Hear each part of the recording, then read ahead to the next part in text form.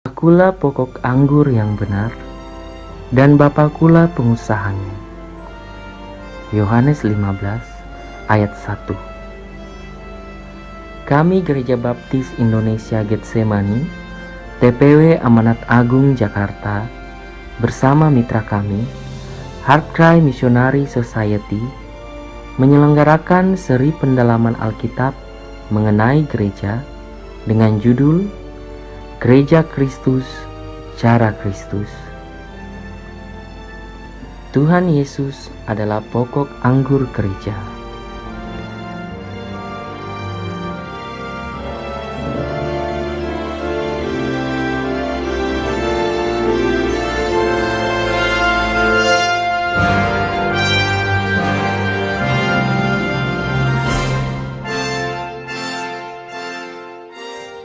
Metafora penting lainnya yang menggambarkan hubungan Tuhan Yesus Kristus dengan gereja adalah pokok anggur dan ranting-rantingnya. Metafora ini menyampaikan bahwa Kristus Yesus adalah satu-satunya sumber hidup dan sumber buah dalam jemaat. Metafora ini juga mengingatkan kita bahwa gereja mustahil bisa hidup dan berbuat terlepas dari kebergantungan mutlak kepada Tuhan Yesus Kristus melalui firman-Nya dan doa. Dalam Yohanes pasal 15 ayat 1-7, Yesus Kristus menggambarkan hubungannya dengan gereja sebagai pokok anggur dan ranting-rantingnya. Berikut ini kebenaran Alkitab mengenai Tuhan Yesus adalah pokok anggur gerejanya. Yang pertama, di dalam Yohanes pasal 15 ayat 1-2, di mana Tuhan Yesus Kristus berbicara tentang 3 peran berbeda yang penting bagi pemahaman kita tentang hubungan Tuhan dengan jemaatnya. Kita akan melihat apa saja perannya menurut ayat-ayat berikut ini. Yang pertama, firman Tuhan di dalam Yohanes pasal 15 ayat 1.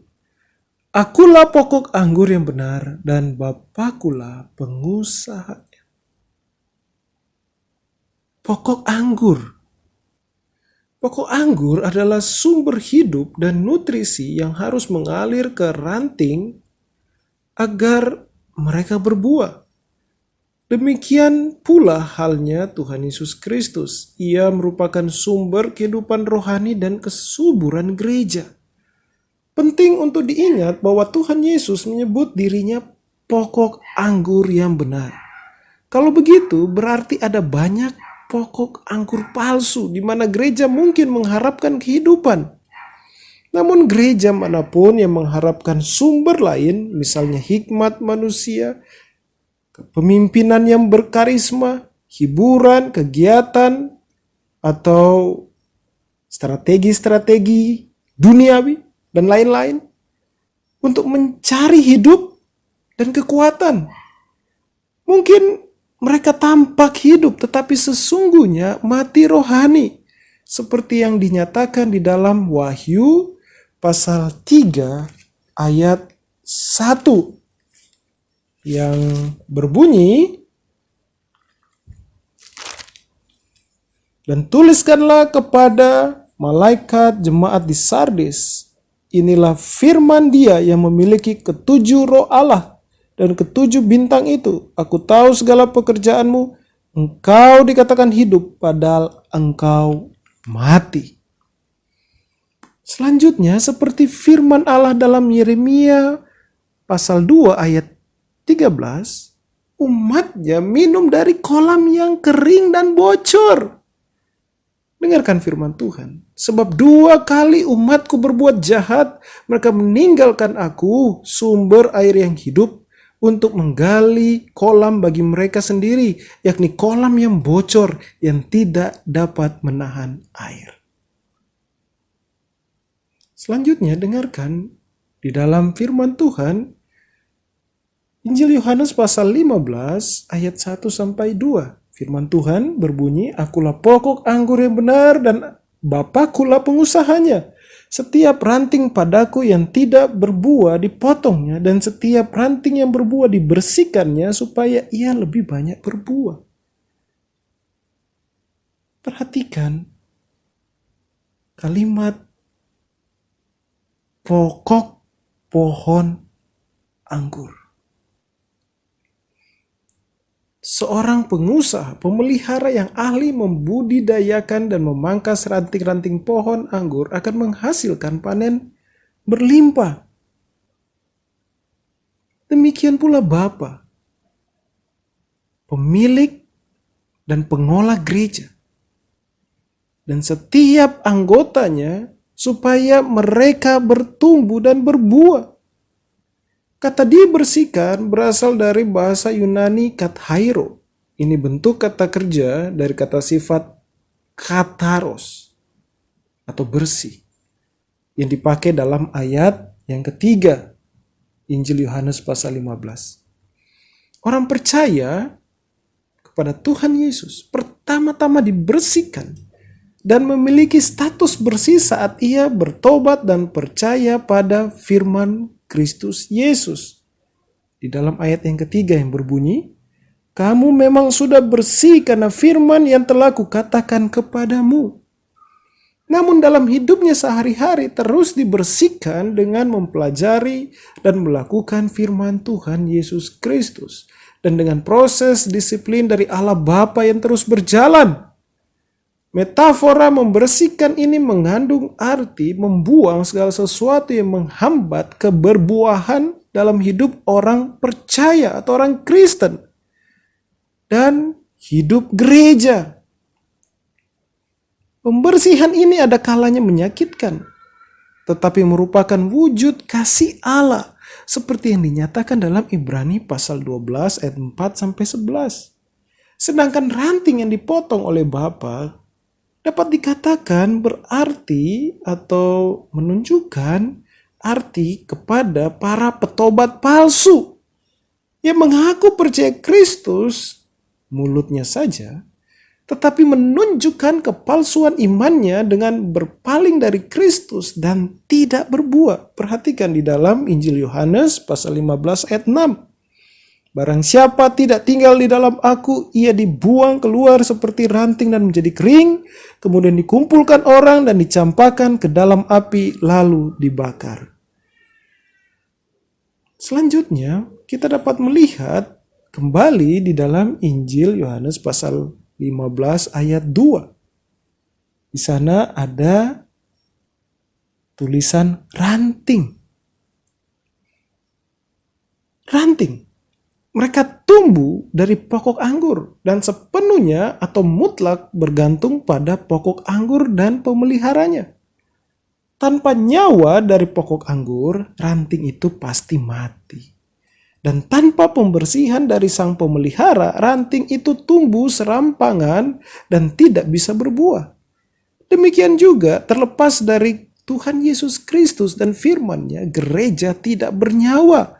Dan terlepas dari pemeliharaan serta disiplin Allah Bapa, gereja pasti terjerumus dalam kekacauan dan kemandulan. Yang kedua, kita akan memperhatikan di dalam Injil Yohanes pasal 15 ayat 4 sampai 5. Ayat-ayat tersebut adalah kunci untuk memahami pengajaran Tuhan Yesus tentang pokok anggur dan rantingnya. Kita akan membaca ayat-ayat tersebut dan menggalinya. Yang pertama, perintah apa yang Yesus Kristus berikan dalam ayat 4 Injil Yohanes pasal 15? Apa artinya? Dan bagaimana seharusnya kita yang adalah jemaat milik Kristus Yesus atau gereja hidup berdasarkan perintah ini? Firman Tuhan di dalam Yohanes pasal 15 ayat 4 berbunyi, "Tinggallah di dalam aku dan aku di dalam kamu.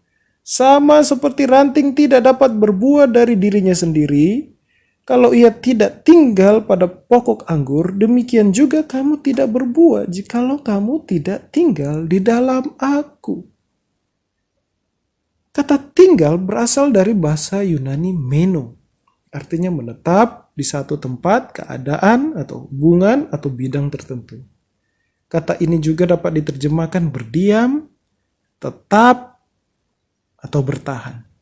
Dalam konteks ayat ini, kata tersebut menyatakan iman yang berkesinambungan. Kebergantungan hanya pada pribadi dan karya Tuhan Yesus Kristus untuk mendapat kehidupan rohani, kekuatan, kebajikan, dan tuntunan. Selanjutnya, berdasarkan Injil Yohanes pasal 15 ayat 4 dan 5, mengapa gereja mutlak perlu menaati perintah Tuhan Yesus Kristus? Dalam ayat 4, Kristus Yesus menjelaskan alasan mengapa jemaat harus tinggal di dalam Dia. Ranting tidak dapat berbuah dari dirinya sendiri. Ia mengulangi penjelasan ini dalam ayat 5 untuk penekanan, guna menunjukkan bahwa jemaat benar-benar harus tinggal di dalamnya. Perhatikan perkataan Kristus, di luar Aku kamu tidak dapat berbuat apa-apa. Tuhan Yesus Kristus sangat serius mengenai kemandulan rohani gereja dan tiap-tiap orang percaya bila mereka terpisah dari kesatuan dengan Dia. Yang dimaksud buah di sini adalah karakter sekaligus perbuatan. Karakter yang berbuah ialah yang serupa dengan Kristus dan menghasilkan buah roh yang adalah kasih, sukacita, damai sejahtera, kesabaran, kemurahan, kelemah lembutan, penguasaan diri. Yang dinyatakan di dalam Galatia pasal 5 ayat 22-23. Perbuatan yang berbuah artinya sesuai dengan kehendak Allah dan menghasilkan pertumbuhan jemaat. Yang dinyatakan di dalam Roma pasal 14 ayat 19 dan Efesus pasal 4 ayat 12. Pertobatan orang yang terhilang di dalam Matius pasal 28 ayat 18-20, Markus pasal 16 ayat 15, dan pengekangan yang jahat di dunia. Matius pasal 5 ayat 13-16.